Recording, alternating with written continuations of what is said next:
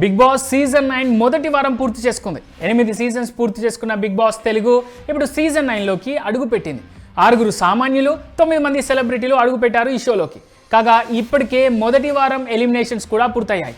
హౌస్లోకి అడుగుపెట్టిన రోజు నుంచి హౌస్ మేట్స్ మధ్య మాటల యుద్ధం జరుగుతూనే ఉంది.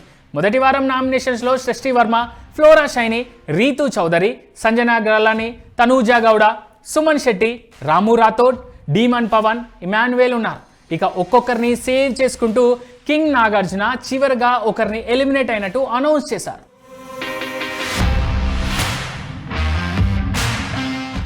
బిగ్ బాస్ సీజన్ 9లో మొదటి వారం ఎలిమినేషన్ జరిగిపోయింది. అందరూ అనుకున్నట్టే సృష్టి వర్మ హౌస్ నుంచి ఎలిమినేట్ అయింది. కొరియోగ్రాఫర్గా మంచి పేరు తెచ్చుకున్న ఈ అమ్మడు బిగ్ బాస్ హౌస్లో ప్రేక్షకులను ఆకట్టుకోలేదు. అలాగే ఓటింగ్లోనూ ఈ చిన్నదానికి అంత ఆదరణ దక్కలేదు. దాంతో మొదటి వారమే సృష్టి వర్మ హౌస్ నుంచి బయటకు వచ్చేసింది. కాగా సృష్టి వర్మ రెమ్యునరేషన్ గురించి ఇప్పుడు సోషల్ మీడియాలో వార్తలు చక్కర్లు కొడుతున్నాయి.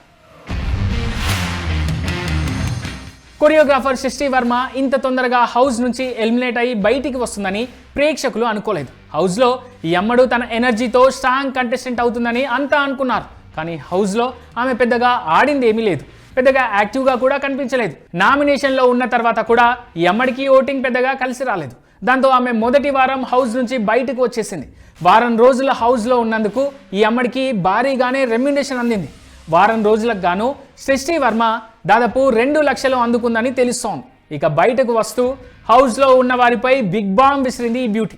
హౌస్లో నిజాయితీగా ఉండేది ఎవరని అడగ్గా మనీష్, హరీష్, రాము రాథోడ్, ఆశా షైని అని సృష్టి తెలిపింది. అలాగే కెమెరా ముందు యాక్టింగ్ చేస్తుంది ఎవరని అడగ్గా భరణి, రీతూ చౌదరి, తనీజా అంటూ చెప్పుకొచ్చింది.